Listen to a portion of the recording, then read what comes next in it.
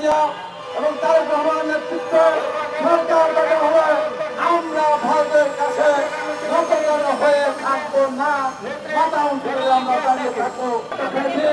একটা গণহত্যাকারী সরকার পরিবর্তন হবে, অর্থাৎ পরিবেশ একটা দেশ কিভাবে আর পরবর্তী সরকারকে হস্তান্তর করে যাচ্ছে প্রতিনিয়ত বর্তমান সরকারকে টেকাটা করার জন্য প্রতিনিয়ত ভারত সরকার যাচ্ছে। আমাদের বলতে চাই, ভারতের আশেপাশে যতগুলি রাষ্ট্র আছে, একটি রাষ্ট্র ভারতের তামিদের করে না। আমরা পরিষ্কার করে বলতে চাই, বর্তমান সরকারকে বলতে চাই এবং মানুষের জয়, মানুষের সহযোগিতার, মানুষের ভোটাধিকার প্রয়োগের মধ্য দিয়ে আগামী দিনে আসলে আল্লাহ এবং খালেদা জিয়া এবং তারেক রহমানের নেতৃত্বে সরকার গঠন হবে। আমরা ভারতের কাছে নতজানু হয়ে থাকবো না, মাথা উঁচু করে আমরা দাঁড়িয়ে থাকবো। যেমন আপনারা কথা গেছেন মেজর জেনারেল ফজলুর রহমান সাহেব যখন ছিলেন, কিভাবে ভারতের বিএসএফ যখন আমাদের অভ্যন্তরে ঢুকে হত্যাকাণ্ডের সম্মুখীন করেছিল, কিভাবে তার জবাব দেওয়া হয়েছিল, আমরা পরিষ্কার করে দিতে চাই। আর যত রাষ্ট্রে হোক না কেন, আমরা বাংলাদেশ সরকার মানুষ, আমরা সরকারের মানুষ হবো না। কিছু গোলাম এখানে ভারতের আসে, গোলামগুলোকে বাদ দিলে বাদ থেকে মানুষ ওই ভারতের অন্যায় নীতির বিরুদ্ধে আমরা সোচ্চার হবে। সামনে দিকে আমরা এগিয়ে যাবো, আমরা বক্তব্য বাড়াবো না।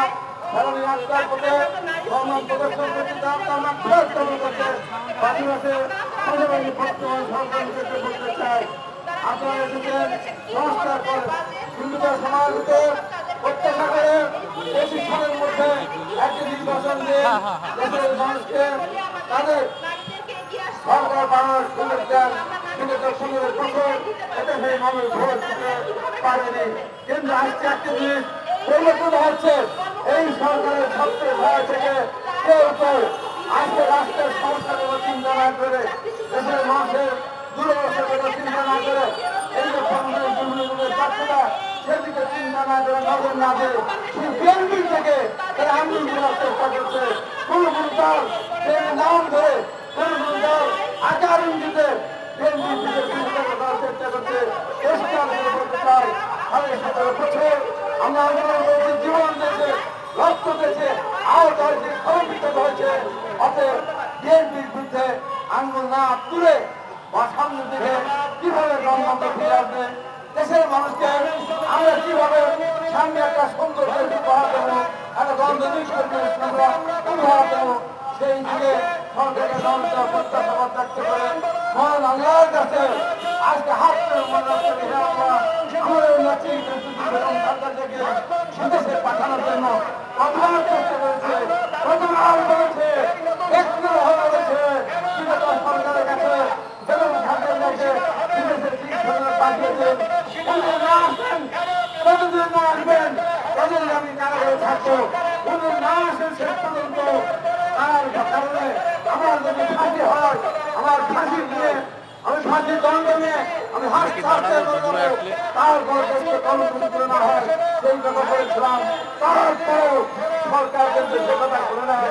আজকে আল্লাহর রহমতে বেগম খালেদা জিয়া উন্মুক্ত, বেগম খালেদা জিয়া আজকে বিদেশে চিকিৎসায় যাচ্ছে। আল্লাহ তাকে সুস্থ দিয়েছেন। প্রত্যাশা করবো নেত্রী সুস্থ হয়ে ফিরে আসবেন।